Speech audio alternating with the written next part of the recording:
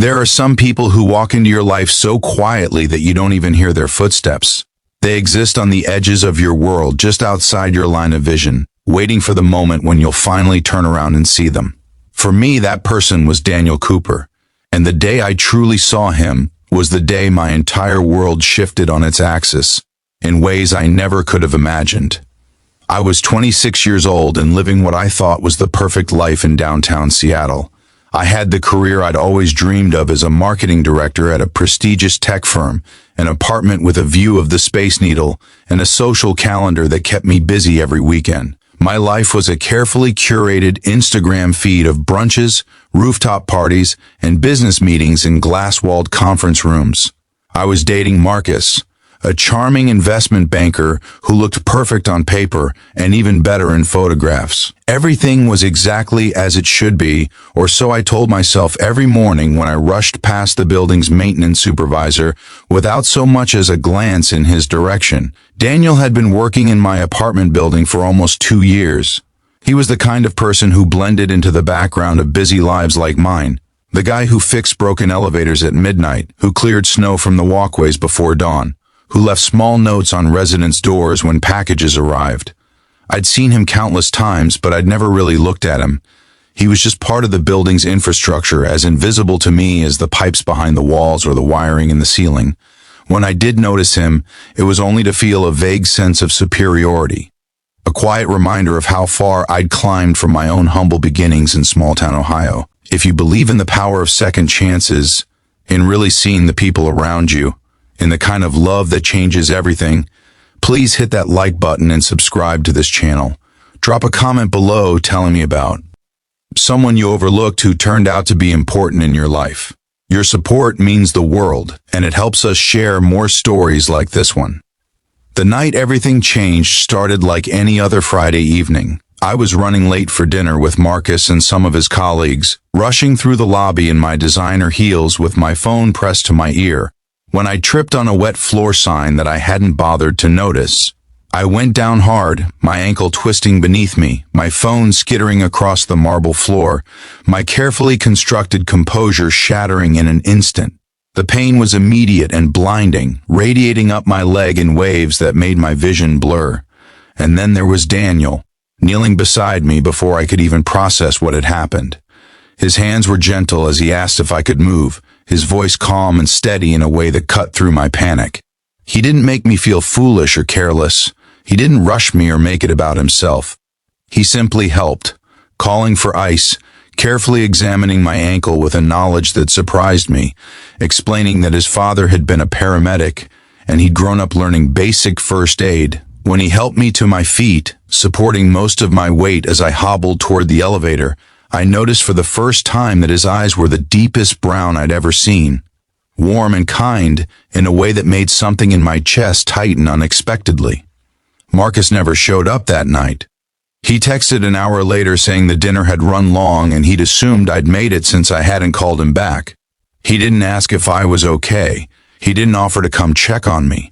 The contrast between his indifference and Daniel's genuine concern planted a seed of doubt that would grow in the weeks to come. My sprained ankle meant I was homebound for the next several days, working remotely from my couch, and suddenly I became aware of Daniel in ways I never had before. He checked on me the next morning, bringing coffee from the cafe down the street without being asked, remembering that I always carried a cup from there through the lobby.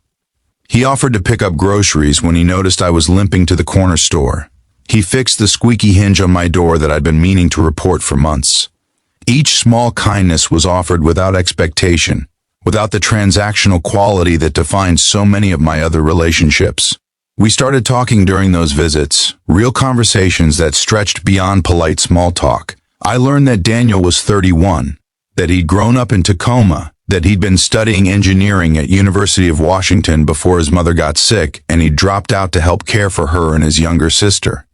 He spoke about it matter-of-factly, without bitterness or self-pity, explaining that he'd planned to go back to school once his sister graduated high school. That deadline had come and gone 2 years ago, but now he was saving for her college tuition instead of his own dreams.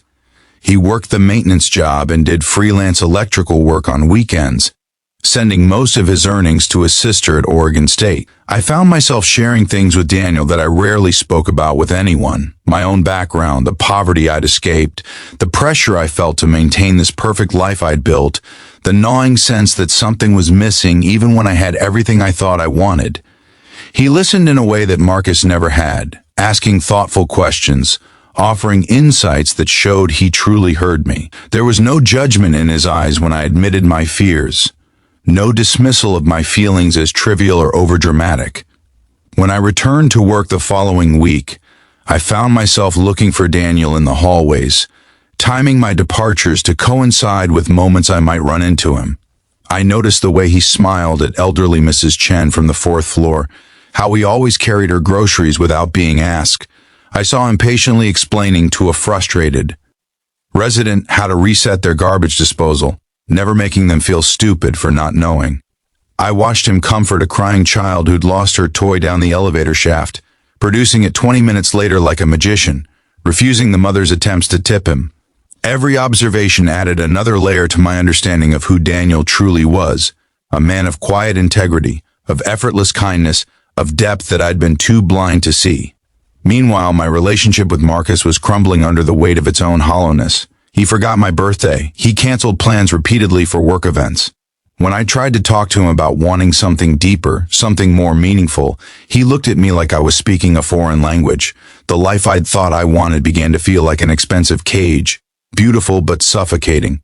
The turning point came on a rainy Tuesday evening in November. I'd had the worst day at work. A campaign I'd spent months developing had been rejected, my ideas dismissed by executives who didn't understand the vision.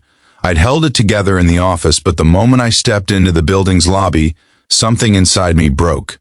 I sat down on one of the leather couches near the mailboxes and just cried, not caring who saw me, too exhausted to maintain the facade of having it all together.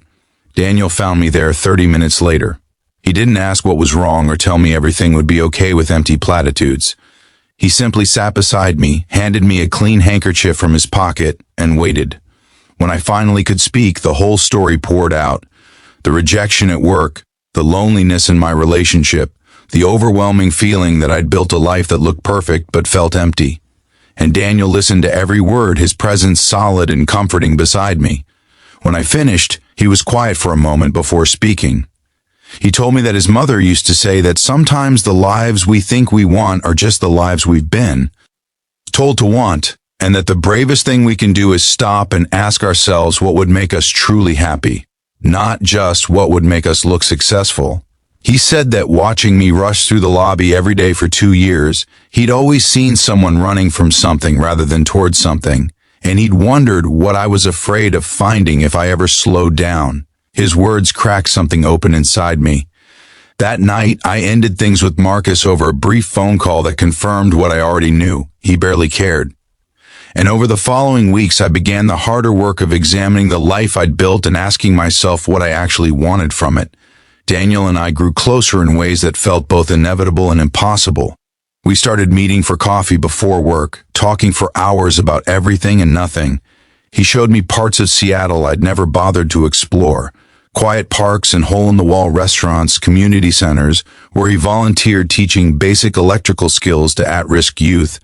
I saw my city through new eyes, saw my life through a new lens, and somewhere in those conversations, in those moments of genuine connection, I fell in love with him in a way I'd never experienced before. The fear was intense. What would people think? What would it mean for my carefully constructed image to be with a maintenance worker instead of a banker? But every time those thoughts surfaced, I remembered Daniel's kindness, his intelligence, his unwavering integrity, and I realized that those concerns came from a version of myself I no longer wanted to be.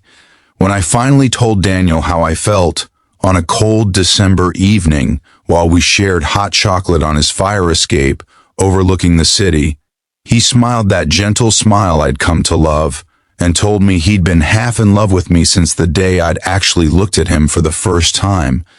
He said he'd never approached me before because he knew I had to find your own way to seeing what mattered, that love forced on someone wasn't love at all. If this story has touched your heart, if you believe in love that sees beyond the surface, Please like this video and leave a comment telling me what this story meant to you.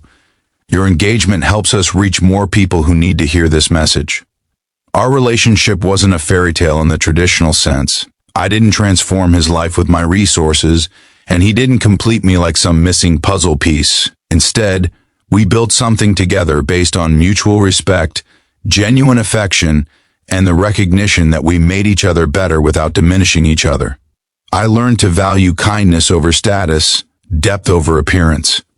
He eventually returned to school, finishing his engineering degree with my encouragement, though he never stopped being the man who helped elderly neighbors and fixed problems without being asked.